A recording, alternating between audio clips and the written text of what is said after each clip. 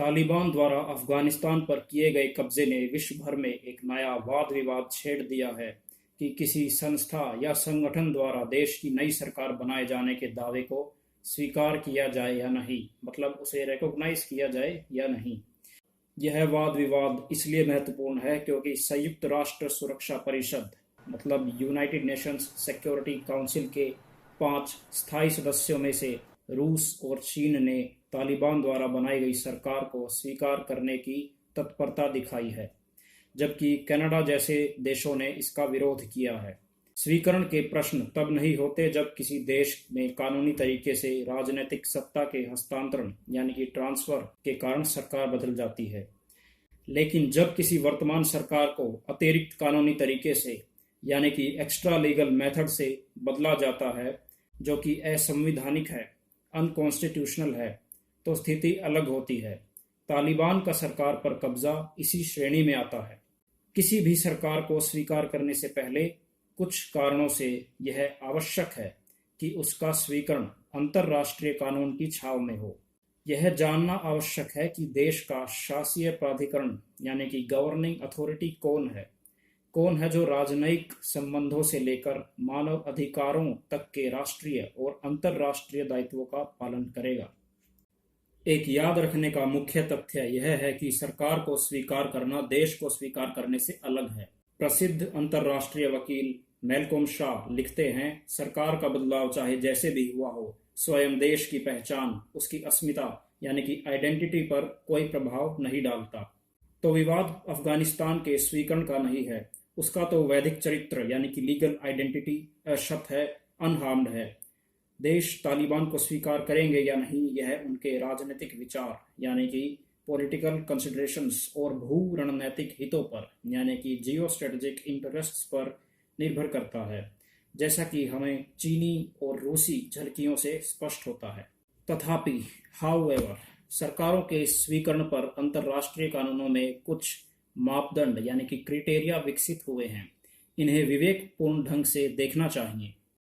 परंपरा के अनुसार नई सरकार के स्वीकरण के निर्णय को लेने के लिए अंतर्राष्ट्रीय कानून में ली जाने वाली परीक्षा है प्रभावशीलता, इफेक्टिवनेस। इस सिद्धांत के अनुसार सरकार के स्वीकरण का अर्थ यह निश्चित करना है कि सरकार का देश पर, अधिकांश आबादी पर, राष्ट्रीय संस्थाओं पर, बैंकिंग और मुद्रा प्रणाली यानी कि मोनेटाइजेशन सिस्टम पर स्थायित्व की उचित संभावना के साथ प्रभावी नियंत्रण है या नहीं। अंतर्निहित पूर्व धारणा इनहेरेंट अजम्पशन यह है कि प्रभावशाली नियंत्रण का अर्थ है कि देश के नागरिक उसे स्वीकार करें या कम से कम उसे सहमति दें। यदि ऐसा नहीं हुआ तो नागरिक सरकार का तख्ता पलट कर देंगे।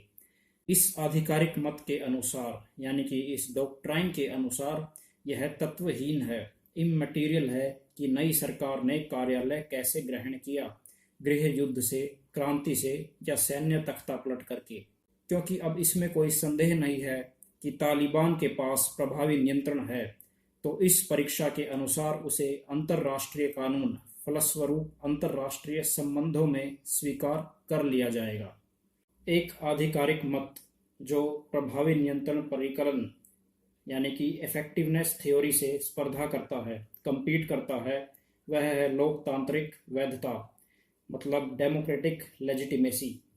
इस मत के अनुसार स्वीकरण इस पर भी निर्भर करता है कि वह सरकार जिन नागरिकों को नियंत्रित करने का दावा करती है उनकी वैध प्रतिनिधि है भी या नहीं, उनकी लीगल रिप्रेजेंटेटिव है भी या नहीं।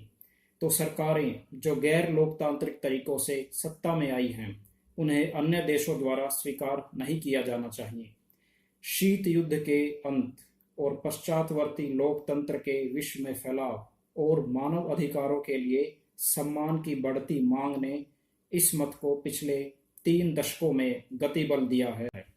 इस आधिकारिक मत के चलते प्रभावी नियंत्रण का उपयोग करने वाली सरकारों के स्थान पर निर्वासित सरकारों को यानी कि गवर्नमेंट्स इन एग्जाइल को कई देशों द्वारा स्वीकरण प्रदान किया जा चुका है। 2 हाल ही के उदाहरण प्रस्तुत किए जा सकते हैं। पहला, कई देशों ने यमन की अब्द्राबहू मंसूर हदी की 2015 से निर्वासित सरकार को स्वीकृत किया है। यह इस आधार पर किया है कि राजद्रोही अलगाववादियों ने यमन में गैर कानूनी तरीके से शासन हासिल किया था। दूसरा, वेनेजुएला की निकोलस मादुरो सरकार को कई देशों ने स्वीकार ही नहीं किया है क्योंकि वह लोकतांत्रिक रूप से वैध नहीं है।